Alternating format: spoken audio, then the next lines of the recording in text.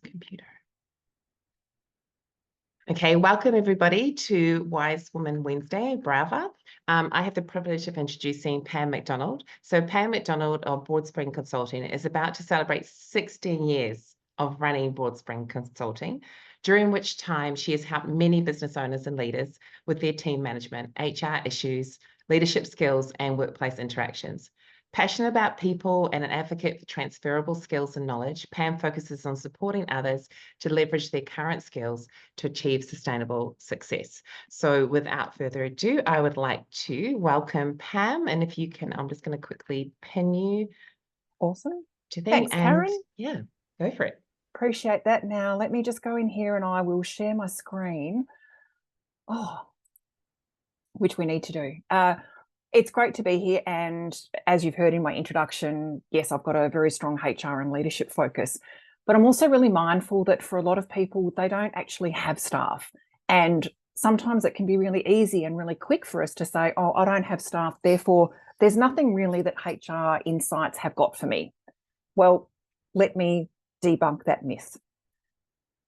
In terms of, let's look at what insights that you can get from HR, even if you have no staff. One of the things that's been getting a lot of airtime recently is the legislation about the right to disconnect. And people with staff might be thinking that that's a bit of a problem. But I'm talking to business owners today. So let me say to you, for each and every one of us, the right to disconnect is good for us because we all need opportunity to rest and refresh. We're passionate about our businesses, we're passionate about our clients, and we're still humans.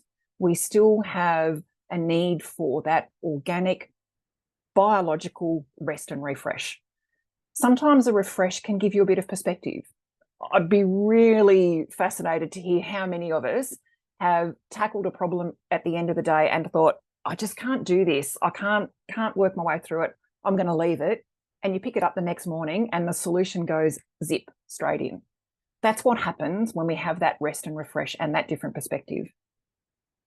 There is so much more to life than work. Even if it's your passion project and your passion business, all of us have lives outside of work. And so the right to disconnect is good for us as well.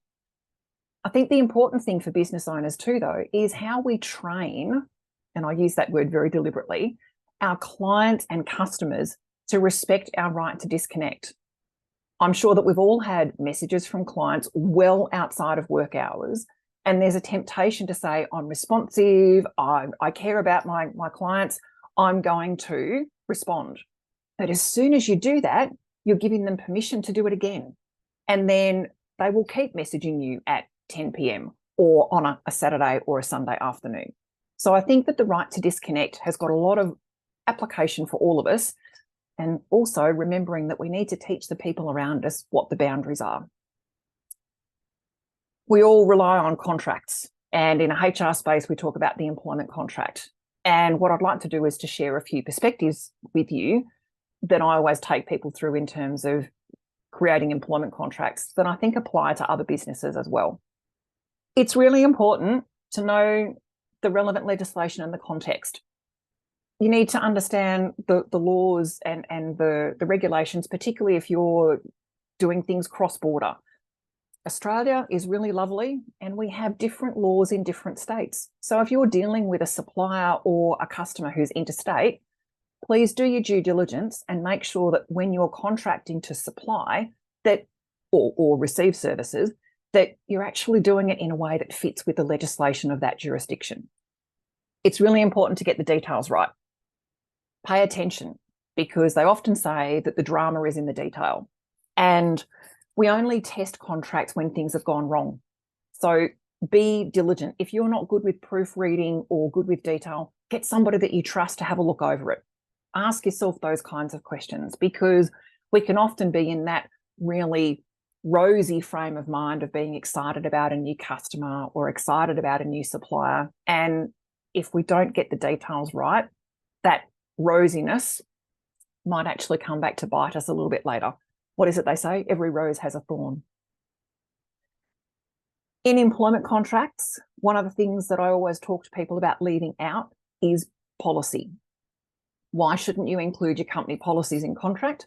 because to vary them means that the contract has to be renegotiated and re-agreed. So cast your mind towards your business contracts and think about what are the things that you must have in the contract and what are the things that you might want to have room to negotiate and flex on in a more simple way during the period of the contract, during the period when you're doing business together. So what you leave out can be just as important as what you have in the contract. Clarity is key. Have conversations. It's interesting when we're dealing across borders, different cultures have different views to contracts. Some countries and some people from those countries, of course, think that having a contract means that you don't trust me. Whereas for Aussies, a contract is actually a signal of trust because we've documented it. So find ways to make sure that there's clarity for all of the parties involved in the contract.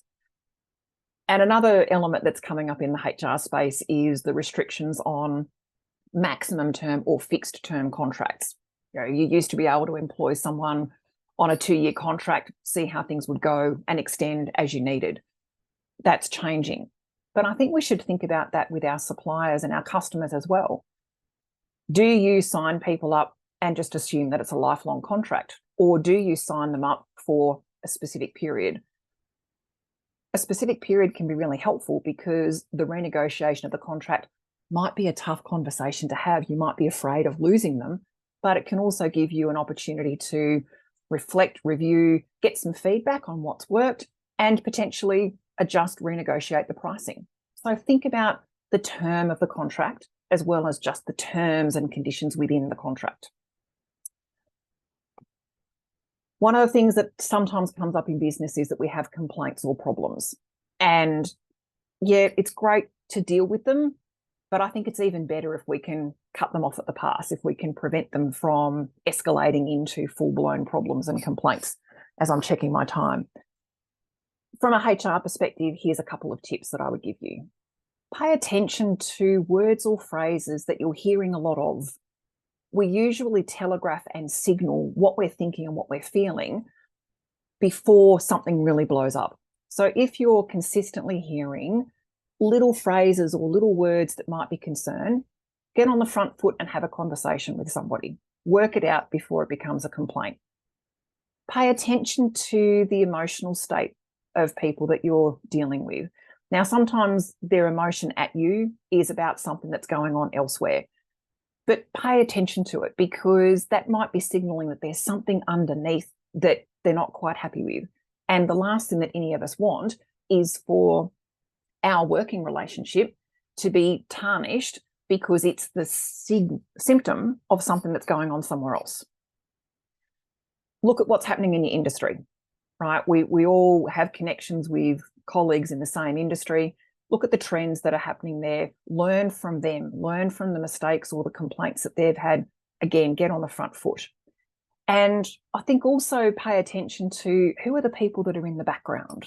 I often call them the hidden decision maker or the influencer, not the social media type of influencer, but the person who gets in the ear of somebody and says, hey, this is a really great service provider that you've got.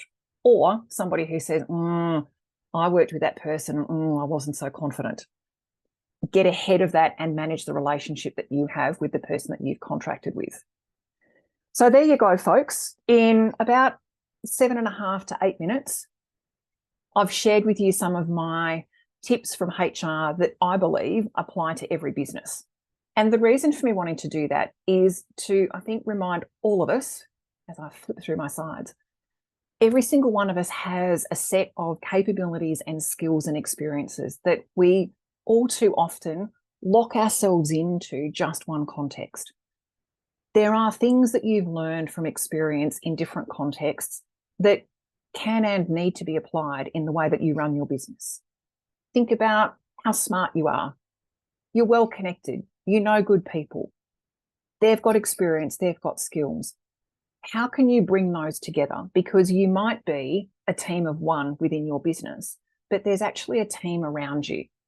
Tap into them as well, because none of us are actually in this alone. We do need to be working together.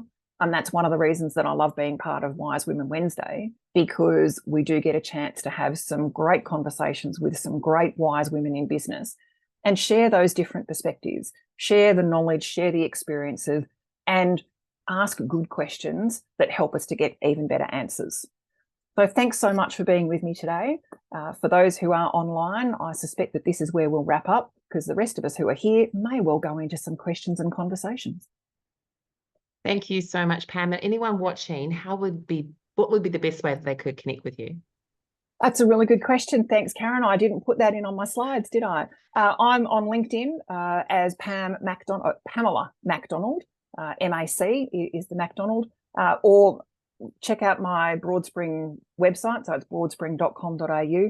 I'm always up to help people, and I don't believe in billable minutes. So a quick conversation can be a great way to kick things off. Amazing. And we'll put the information in the comments as well. So amazing. Thank you so much, Pam.